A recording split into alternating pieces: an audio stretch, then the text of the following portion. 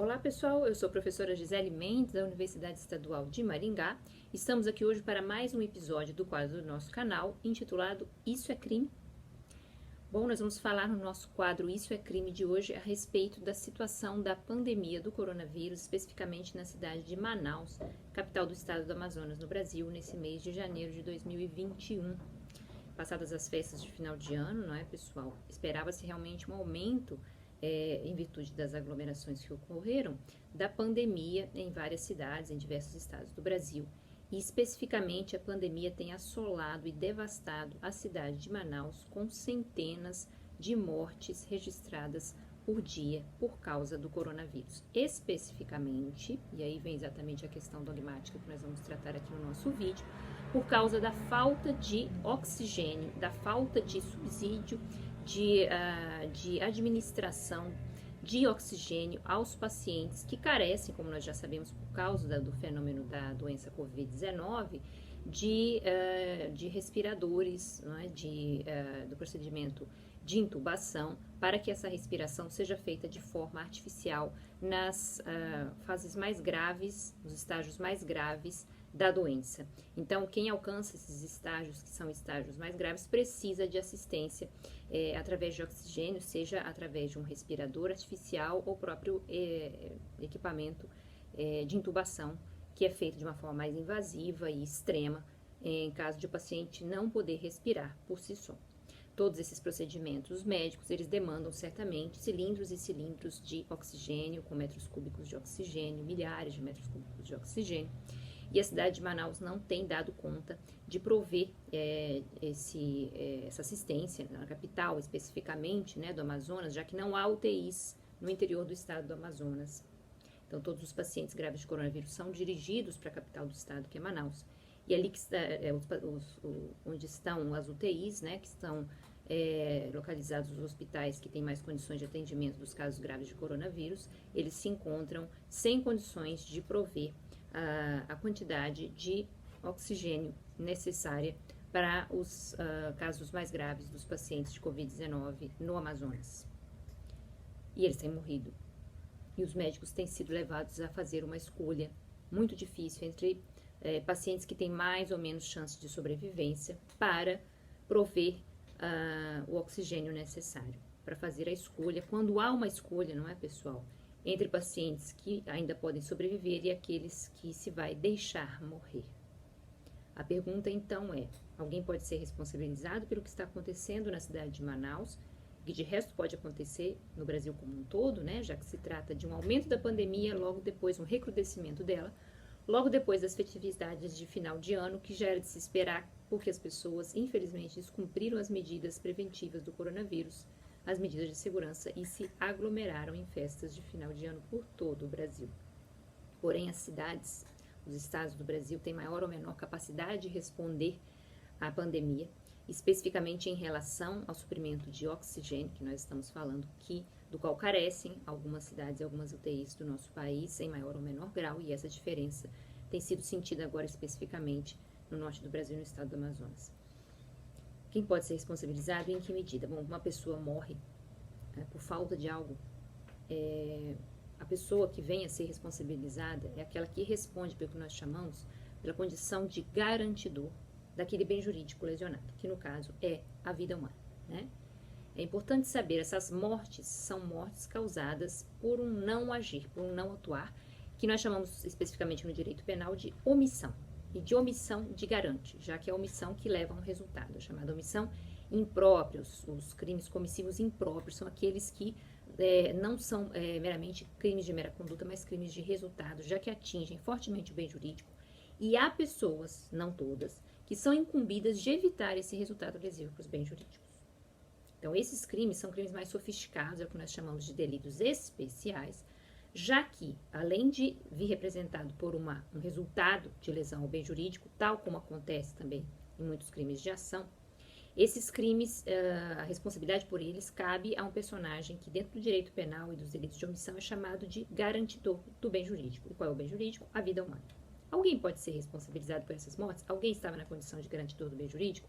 E como acontece a responsabilização por omissão nesses casos? Então, nós já enquadramos a situação como claramente uma lesão ao direito à vida, né, ao bem jurídico vida. E poderia nos levar rapidamente a homicídios, né, a homicídios por omissão e comissão por omissão, que pode ser tanto do ponto de vista culposo ou doloso, nós já vamos falar, existe a omissão culposa também no direito penal, certamente, além da omissão dolosa, né, então existe também a omissão culposa por negligência, e a omissão dolosa por um não querer ou permitir que se corra o risco de não agir e se efetuar e se dar lugar ao evento danoso, ao resultado lesivo ao bem jurídico. Bom, é importante que a gente enquadre a situação, em primeiro lugar, do ponto de vista típico, e depois a gente vai esmiuçar e compreender essa tipicidade penal. Não se trata de um mero homicídio, pessoal. As mortes têm sido causadas pela pandemia do coronavírus, pela doença Covid-19.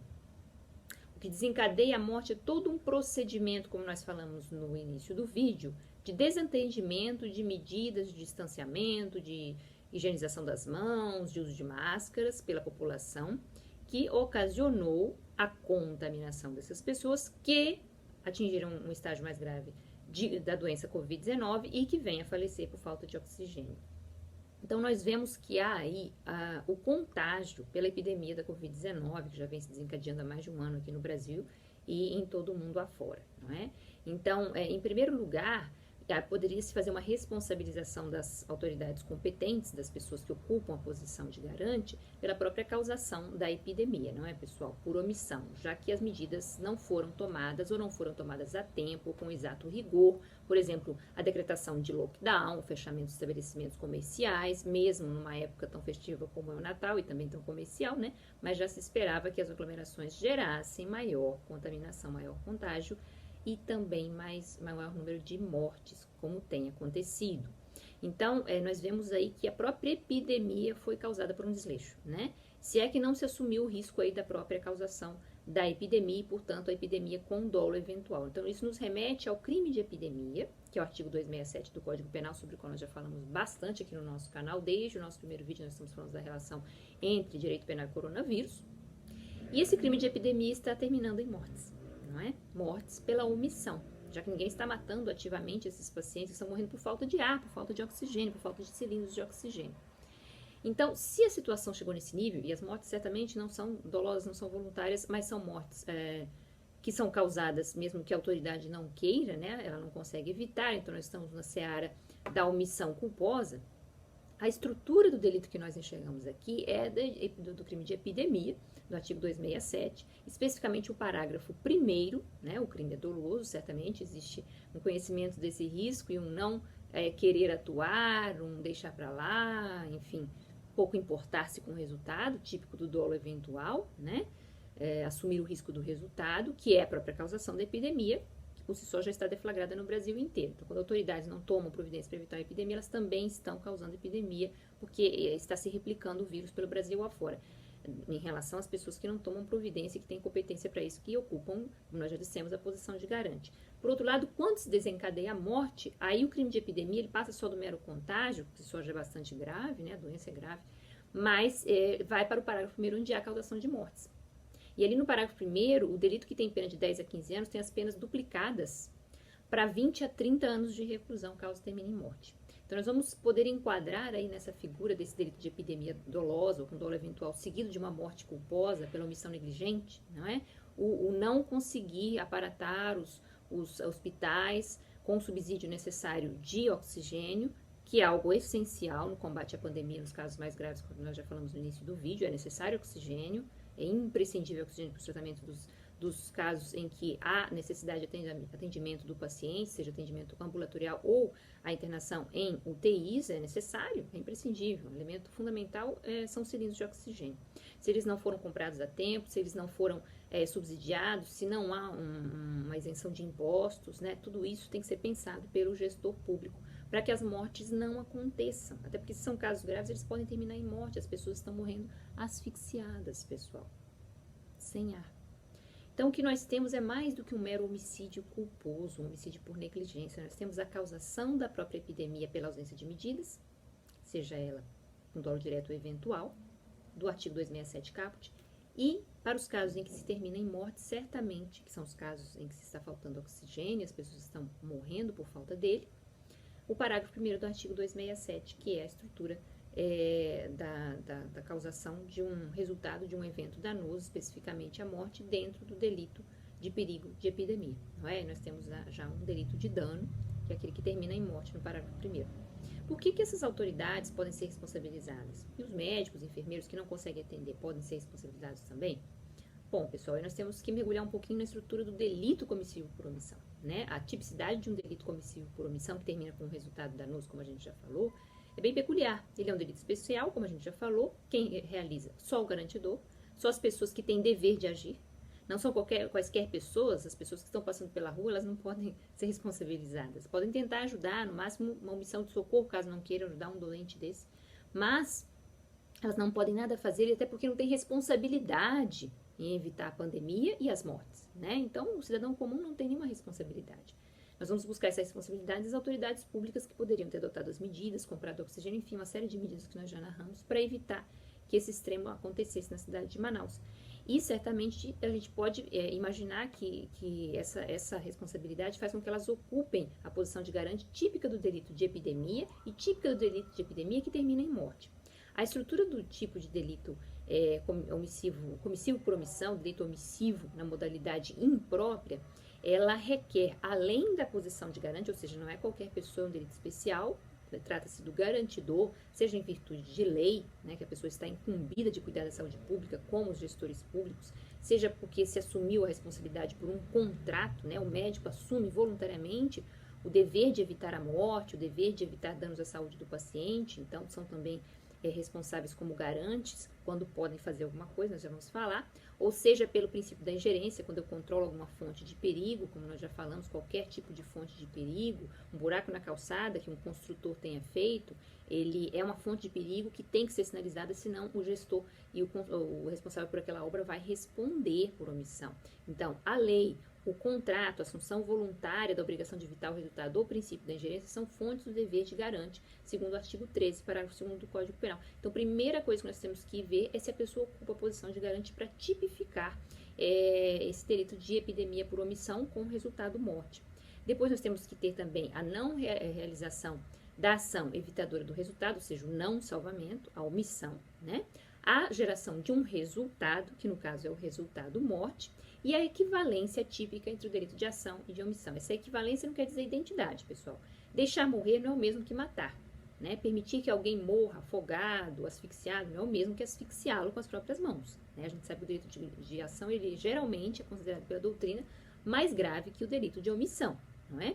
Porém, essa equivalência no sentido da gravidade e também da possibilidade da assunção desse dever de garante que torna o garantidor capaz de evitar esse resultado. É faticamente possível, uma vez que, segundo a doutrina, essa equivalência vem de uma assunção desse dever de evitar o resultado. Então, Silva Sanches fala muito de uma barreira de contenção. O garantidor, ele ocupa uma condição como se fosse uma barreira de contenção do risco para o bem jurídico, que ele toma nas próprias mãos esse risco, como é o risco do contágio pelo coronavírus, e depois a própria necessidade de subsidiar, de prover e de subministrar oxigênio aos pacientes gravemente enfermos. Tudo isso cabe ao gestor público, ele toma nas mãos esse risco, ele evita esse risco e o evita como uma barreira de contenção.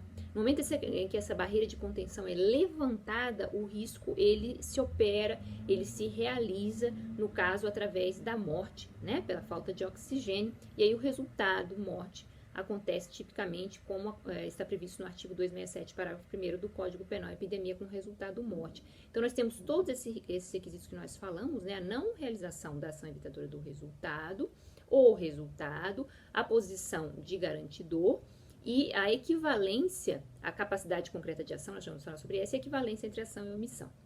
Se não há esses 5 elementos no tipo de delito omissivo, ele não equivale ao delito, ele não pode configurar o delito comissivo por omissão, tal como se fosse a realização de uma ação propriamente dita. Nós não vamos poder responsabilizar a pessoa pela omissão, porque ela nada fez, como se ela tivesse matado por ação. tá?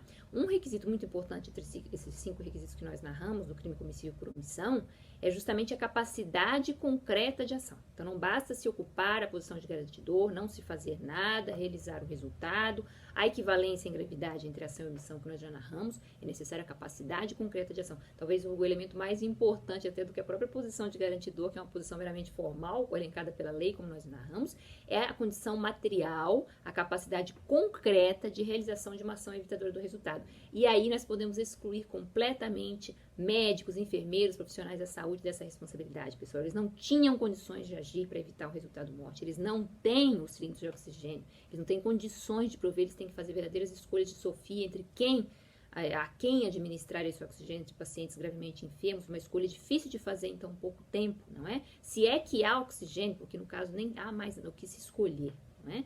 Então, não são os médicos responsáveis, embora ocupando a posição de garante, não realizando a ação que poderia evitar o resultado acontecendo e havendo uma equivalência em gravidade, eles não têm capacidade concreta de ação, que é um dos elementos, né, o 5º elemento pode-se dizer, e o mais importante deles, para que se tipifique os delitos comissivos por omissão. Mas os gestores públicos, sim. Quem providencia os cilindros de oxigênio, sim. Quem os compra, quem prevê a quantidade de cilindros a serem comprados, quem pode subsidiá-los, quem pode isentá-los de impostos para que venham mais baratos, quem pode importá-los de outros países. O gestor público está ali para gerir, para gestionar riscos, para tomar decisões políticas. Eles sim preenchem esse 5º requisito, pessoal. Eles têm capacidade concreta de ação para evitar o resultado. Qual o resultado? A morte. Então, nós isentamos completamente os profissionais da saúde nesse momento por essas mortes. Eles não têm o que fazer, capacidade concreta de ação, eles não têm oxigênio para administrar. E responsabilizamos os gestores públicos em nível municipal, estadual, federal, ou seja, as diferentes capacidades de ação de acordo com os âmbitos de atuação, já que há um interesse local, mas também regional e nacional. A STF já disse que os estados e municípios podem atuar conjuntamente com o governo federal no combate à pandemia. Quando nada fazem, respondem por epidemia por omissão, com o resultado morte. Bom, esse foi o nosso Isso é Crime de hoje. Espero que vocês tenham gostado. O assunto nos consterna, não é? Esperemos que a cidade de Manaus, o Brasil e o mundo todo possa superar essa pandemia, mas que, sobretudo, os nossos gestores públicos possam saber evitar esses resultados, essas tristes mortes que têm acontecido já há quase um ano no Brasil e que já chegam ao condão aí de quase 207 mil mortes. Bom, pessoal, deixem aqui o seu like, façam seu comentário, sua pergunta, inscrevam-se no nosso canal. Nós voltamos proximamente com mais quadros aqui no nosso canal Professora Gisele Mendes do YouTube. Muito obrigada e até a próxima.